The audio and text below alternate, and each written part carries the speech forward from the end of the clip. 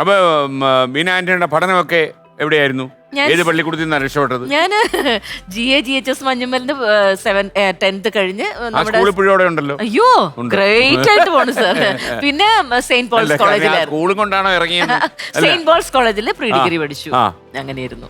ആന്റണി എന്ന് പറയുന്ന അദ്ദേഹം, അതായത് ബീനയുടെ പിതാവ്, ഈ മഞ്ഞുമല ഏരിയയിലൊക്കെ 10 വരെ അറിയുന്ന ഒരാളായിരുന്നു. എന്റെ പൊന്നു സാറേ, മാത്രമല്ല നിങ്ങൾ 3 പെൺകുട്ടികളല്ലേ? 3 പെൺകുട്ടികളെ അങ്ങനെയുള്ള വായിനോട്ടം അങ്ങനെ പരിപാടി വീട്ടില് ഞാൻ അല്ലാതെ ഒരു ആർട്ടിസ്റ്റും വന്നിട്ടില്ല. ഭയങ്കര ഇഷ്ടമായിരുന്നു അപ്പച്ചനെ. അപ്പൊ ഇവളുടെ വീട്ടില് ഞാനും ഇവളും ഞങ്ങളുടെ വീട്ടില് ക്രിസ്മസിനൊക്കെ എങ്ങനെ സ്വാധീനിച്ചത്? ഞാൻ അപ്പച്ചനോട് എനിക്ക് സാറിന് അറിയോ, എന്റെ അപ്പച്ചന് ഞാൻ എന്റെ ജീവിതത്തിൽ മൊത്തത്തിൽ നോക്കിയാല് ഒരു 50 പ്രാവശ്യം 60 പ്രാവശ്യം അപ്പച്ചാന്ന് വിളിച്ചിട്ടുണ്ട്. എനിക്ക് ഭയം എന്ന് വെച്ചാ എനിക്ക് അപ്പുറത്തെ റൂമിലുണ്ടെങ്കിൽ ഞങ്ങൾ ഇവിടെ നിന്ന് ഇങ്ങനെ അതുപോലെ. പക്ഷെ ഭയങ്കര അപ്പൊ ഇവളെങ്ങനെ അറിയോ, അപ്പച്ചാന്നൊക്കെ പറഞ്ഞു. ഞാനും അപ്പൊ അപ്പച്ചന് ചിരിയാട്ടോ അതൊക്കെ. എനിക്ക് അപ്പച്ചന്റെ മുഖത്ത് ആ ചിരി അപ്പച്ചൻ എങ്ങനെയാണ് എന്നെ കാണുമ്പോ. അപ്പൊ അങ്ങനെയാട്ടോ. പിന്നെ ഞങ്ങള് ഫുഡൊക്കെ അങ്ങനത്തെ ദിവസമൊക്കെ ആണെങ്കിൽ ഇവളെയും വിളിക്കും. അങ്ങനെയൊക്കെ ഭയങ്കര ഇഷ്ടമായിരുന്നു. അപ്പൊ അങ്ങനത്തെ ഒരു കിടിലോസ്കി ആളായിരുന്നു. നമ്മുടെ മഞ്ഞുമലത്തെ പിള്ളേർ ആരും എന്നെ വായി നോക്കില്ല. അല്ല, അപ്പൊ ബീനക്ക് ഒരു കൊതിയായി കാണുമല്ലോ. കാര്യം നമ്മൾ ഉടുത്തൊരുങ്ങി നാട്ടിൽ പോകുമ്പോഴേ ഏതെങ്കിലും ഒരു പയ്യനൊന്നും നോക്കിയില്ലെങ്കിൽ നമ്മളെങ്ങനെ അറിയും സൗന്ദര്യം ഉണ്ടോ എന്ന് അറിയില്ലല്ലോ. മാത്രമല്ല ഇത് എന്താ നോക്കാത്ത ഒരുത്തരും. മാത്രമല്ല തിരിഞ്ഞു നോക്കേണ്ടി വരും പിതാവ് പറയാനുണ്ടോ. അല്ല എല്ലാവർക്കും പേടിയായിരുന്നു. അപ്പച്ചനുള്ള എന്നെ ഒരു പിള്ളേരും അങ്ങനെ വായി നോക്കില്ല. എല്ലാവർക്കും അറിയാം. അപ്പൊ ആന്റണിയുടെ മോളാന്ന് പറഞ്ഞ ഒരെണ്ണം വായി. നല്ല മനുഷ്യനായിരുന്നു മെന്റലി ഞാൻ പറയണു. പക്ഷെ ഉണ്ടല്ലോ പുള്ളിക്ക് ഉണ്ടായ കുഴപ്പമെന്ന് വെച്ചാൽ പുള്ളിയുടെ ഏറ്റവും ഭയങ്കര ദേഷ്യക്കാരൻ. പിന്നെ ഫ്രണ്ട്സിന് വേണ്ടി ഭയങ്കര അയ്യോ പിന്നെ ഫ്രണ്ട്സിന് വേണ്ടിയായിരുന്നു ജീവിതം. അയ്യോ എന്നെ അല്ല, പക്ഷെ അടിയൊക്കെ ഉണ്ടാക്കിയിട്ടൊക്കെ ഉണ്ട് പാർട്ടിക്കൊക്കെ വേണ്ടിയിട്ടൊക്കെ. അങ്ങനെയൊക്കെ ഭയങ്കര കോൺഗ്രസ്സുകാരനായിരുന്നു.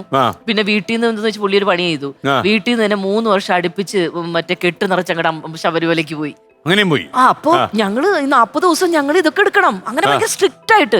അത് പള്ളിക്കാരറിഞ്ഞ് പള്ളി ഭയങ്കര പ്രശ്നമായി. അപ്പൊ പറഞ്ഞു, ദേ അച്ഛൻ വിളിച്ചു പറഞ്ഞു, ഇനി മേലില് ആന്റണി ഇങ്ങനെ ചെയ്താൽ ഒരൊറ്റ എണ്ണത്തിനെ കെട്ടില്ല, പള്ളി കെട്ടില്ല എന്ന് പറഞ്ഞു.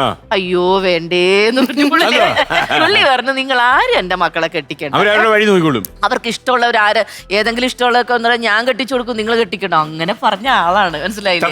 ഭയങ്കര ടഫാണ്. പക്ഷെ മെന്റലി അദ്ദേഹത്തെ കുറിച്ചുള്ള ഒരു പടം കാണാം. അയ്യോ എന്റെ അപ്പച്ചന്റെ ഇതന്നല്ലേ അപ്പച്ചൻ? ഈ കിടിലം ആന്റണി എന്ന് പറഞ്ഞ ആള് ടഫായിരുന്നു അല്ലേ? പക്ഷെ ഈ കിടിലം ആന്റണിയും വീഴ്ത്തി കളഞ്ഞു തസ്നി. അതെ, ഞാൻ അപ്പച്ചാന്ന് വിളിച്ച അപ്പച്ചന് കുഴപ്പമൊന്നുമില്ല. കുട്ടേട്ടൻ എന്തോ ചോദിക്കാൻ വന്നു കേട്ടോ. കുട്ടേട്ടാ എന്താ കുട്ടേട്ടാ ചോദിക്കാൻ വന്നേ? നമസ്കാരം ബീന ആന്റണി. നമസ്കാരം രശ്നി ഖാൻ. നമസ്കാരം കുട്ടേട്ടാ. നേരത്തെ പറഞ്ഞു താങ്കൾക്ക് പ്രണയം ഒന്നും ഉണ്ടായിട്ടില്ല എന്ന്. പക്ഷേ കുട്ടേട്ടൻ ആർട്ടിഫിഷ്യൽ ഇന്റലിജൻസ് ഉപയോഗിച്ച് കണ്ടെത്തിയ ഒരു കാര്യം നിങ്ങളെ ശ്രദ്ധയിൽപ്പെടുത്താം. സെന്റ് പോൾസ് കോളേജിൽ പഠിക്കുന്ന സമയത്ത് താങ്കൾക്ക് ഒരു പ്രേമലേഖനം കിട്ടി. അത് സ്ഥിരമായി താങ്കൾ എടുത്തു വായിക്കുമായിരുന്നു. അത്ര നല്ല സാഹിത്യമായിരുന്നു. എല്ലാ ദിവസവും എടുത്ത് വായിക്കും. അങ്ങനെയല്ല സാർ, ജീവിതത്തിൽ ആദ്യമായിട്ട് ഒരു പ്രേമലേഖനം കിട്ടിയതാണ് എനിക്ക്. അല്ല, നമ്മൾ ഒരുപാട് ആഗ്രഹിച്ചു പോയല്ലേ? ഏതെങ്കിലും ഒരാളെ അല്ല, പ്രേമമൊക്കെ നമുക്ക് നമ്മുടെ ഒരു പ്രായമല്ലേ തോന്നും. അല്ലെങ്കിൽ നമ്മുടെ ഫ്രണ്ട്സ് ഒക്കെ അങ്ങനെ. പിന്നെ ഞാൻ ആദ്യമായിട്ടാണ് മിക്സഡ് കോളേജ്. ഈ മനുഷ്യൻ നമ്മുടെ ആന്റണി സാറിനെ അറിയത്തില്ലെന്ന് തോന്നുന്നു അല്ലേ? ഞാൻ വീട്ടിൽ നിന്ന് അങ്ങോട്ട് ഒരു സെന്റ് പോൾസ് കോളേജിൽ കളമശ്ശേരിയിൽ ഇറങ്ങല്ലേ. അപ്പൊ അവിടെ നിന്ന് ഒരു പയ്യൻ കയറി ഇങ്ങനെ എന്നെ സ്ഥിരമായിട്ട് വാച്ച് ചെയ്യണ്ടായിരുന്നു. ഒരു ദിവസം എനിക്കൊരു കത്ത് തന്നു. അത് ഞാൻ മേടിച്ചു. പിന്നെ വീട്ടിൽ പോയിട്ട് ബാത്റൂമിൽ സ്ഥിരം കയറുക, ഇത് വായിക്കുക. വേറെ വഴിയില്ലല്ലോ. പക്ഷെ അതങ്ങനെ വലുതായിട്ടൊന്നും പോയില്ല. പക്ഷെ അതായിരുന്നു എന്റെ ആദ്യത്തെ ഭയങ്കര നല്ല കയ്യക്ഷരവും. അശോകൻ എങ്ങാണ്ടായിരുന്നു ആ കുട്ടിയുടെ പേര്. പക്ഷെ എനിക്ക് തോന്നിയത് ബീനയ്ക്ക് ഇഷ്ടമായത് അവനേക്കാളും അവന്റെ അക്ഷരത്തെയാണെന്ന് പറഞ്ഞു. നല്ല എക്സ്ക്ലമേഷൻ മാർക്കും എല്ലാം ഉണ്ട്. കണ്ണിൽ നിൽക്കുന്നു ആ ഒരു. നാളെ എനിക്ക് കാണാൻ കഴിയുമോ? Question mark. ഇതെന്തൊരു അത്ഭുതമാണ്. Exclamation mark. അതെ, എവിടെയാണോ എന്തോ. ബീനയുടെ വീട്ടിൽ സ്ഥിരം പോകുന്ന ആളല്ലേ തെസ്നി? അതെ. എന്നിട്ട് ഈ സാധനം വായിക്കാൻ തന്നായിരുന്നു? ഇല്ല, ഇത് പഠിക്കുന്ന കാലത്ത് നിങ്ങൾ തമ്മിൽ സൗഹൃദം ആയെന്നാ പിന്നെ? അതൊരു കഥയുണ്ട് സർ. അതെന്ന് വെച്ചാലേ തെസ്നി ഞാൻ ഇങ്ങനെ സീരിയൽ ഏത് സീരിയലായിരുന്നു? ഞാൻ Ambalakkara U P Ambalakkara U P school. അന്ന് ഞാൻ സെയിന്റ് പോൾസ് കോളേജിൽ പഠിച്ചുകൊണ്ടിരിക്കുന്നു. അപ്പൊ എന്റെ ഫ്രണ്ടിന്റെ ഒരു ബ്യൂട്ടി പാർലർ തേവരയിൽ ഉദ്ഘാടനം. അപ്പൊ അവള് പറഞ്ഞു നമുക്ക് എല്ലാവർക്കും വേണ്ടി ഇത് കഴിഞ്ഞിട്ട് കോളേജിൽ നിന്ന്. അപ്പൊ കോളേജിൽ നമ്മളിങ്ങനെ അടിച്ച് ചെത്തി പൊളിച്ച് കിടക്കുന്ന കാലമുണ്ട്. പക്ഷെ ഹെയർ കട്ടിനും ഒക്കെ ഇട്ട് നമ്മൾ പാർലറായിട്ടൊക്കെ ഇങ്ങനെ പോകുന്നൊക്കെ ഉണ്ട്.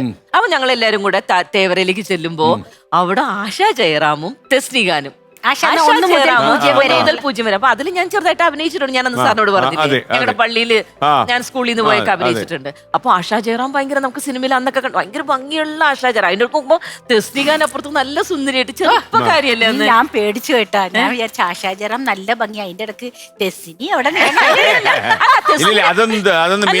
സത്യം പറയാം, നല്ല ഭംഗിയായിരുന്നു. സീരിയസ്ലി നല്ല ഭംഗിയായിരുന്നു. നല്ല ഭംഗിയായിരുന്നു. മുടിയൊക്കെ നല്ല ഡ്രസ്സൊക്കെ ഇട്ടിട്ട് നല്ല വെൽ ഡ്രസ്ഡ് ഇങ്ങനെ. അപ്പൊ എന്നിട്ട് ഞാൻ സുന്ദരിമാർക്ക് നല്ല ക്ഷാമമുള്ള കാലമാണ്. അല്ല സർ, ഏറ്റവും കോമഡി എന്താ അറിയോ? അന്ന് തെസ്നികാന്റെ അടുത്ത് പോയിട്ട് ഞങ്ങൾ ഓട്ടോഗ്രാഫ് ഒക്കെ വാങ്ങി. ഞാൻ എന്താ പേര് ഞാന് ഒരു ഓട്ടോഗ്രാഫ് തരുമോ? എന്താ കുട്ടിയുടെ പേര്? ബീന കെ. ബീന കെ. എവിടെയാ വീട്? വീട് മഞ്ഞുമല്. ഓക്കെ. ഫോൺ നമ്പർ ഉണ്ടോ? ഫോണില്ല, അടുത്ത വീട്ടിലാണ്. അടുത്ത വീട്ടിലെ ഫോണേ ഉള്ളൂ അല്ലേ? എനിക്കാണ് ഫോൺ നമ്പർ അടുത്ത വീട്ടില്. എനിക്ക് അത്രേ ഉള്ളൂ. നമ്മുടെ വീട്ടിലൊന്നും ഫോണില്ല അന്ന്. അപ്പൊ തെസ്നി എടുത്ത് ഞാൻ പറഞ്ഞു അഡ്രസ് മേടിച്ചു. കത്തെഴുതലോട് സിനിമയിൽ അവനേക്ക് ഇഷ്ടമാണ് തെസ്നി. നല്ല കാര്യം വന്നോളൂ എന്നൊക്കെ പറഞ്ഞ അങ്ങനെയൊക്കെ ഞങ്ങൾ അങ്ങോട്ടും ഇങ്ങോട്ടും ഭയങ്കര സൗഹൃദം. അങ്ങനെയാണോ ഈ കാഷ്വാലിറ്റി? അല്ല, അതിനുശേഷം ഞാൻ കനൽക്കാറ്റിൽ അഭിനയിച്ചു കഴിഞ്ഞ് കുറെ ഞങ്ങൾ ഗോഡ് ഫാദറിൽ ഒരുമിച്ച് വിളിക്കണു. അതിനല്ലേ മെഴ്സി? ഞാനാണ് മെഴ്സി. ഞാനാണ് മെഴ്സി. ഇതിൽ ആരാണ് മെഴ്സി? എന്നോട് മെഴ്സി കാണിക്കും. ഞാൻ ഇതുവരെ പറയുന്നുണ്ട്. സീൻ കണ്ടോക്ക് എന്താ പറയുന്നത്? എന്നെ മെഴ്സി മെഴ്സി ആയിട്ട് ഇങ്ങനെ മൈൻഡ് ചെയ്യാണ്ട് പോലെ മെഴ്സി മെഴ്സി എന്തെങ്കിലും ജഗദീഷ് ഏട്ടൻ മറ്റേ പൈസ ചോദിക്കുന്നു. അവിടെ നിന്ന് പറയും. തീർത്തു പറഞ്ഞോ? അത്രേ ഉള്ളൂ. ആരും സത്യത്തിൽ ശ്രദ്ധിക്കില്ല. പക്ഷെ ഈ പടം കേറി അങ്ങോട്ട് ഹിറ്റ് ആയപ്പോ ഞങ്ങൾ എല്ലാവരും അറിഞ്ഞു. കൂട്ടുകാരിയുടെ ബ്രാൻഡ് അംബാസിഡർ ആയി ഞങ്ങള്. മലയാള സിനിമയിലെ കൂട്ടുകാരി ബ്രാൻഡ് അംബാസിഡർ ആയി.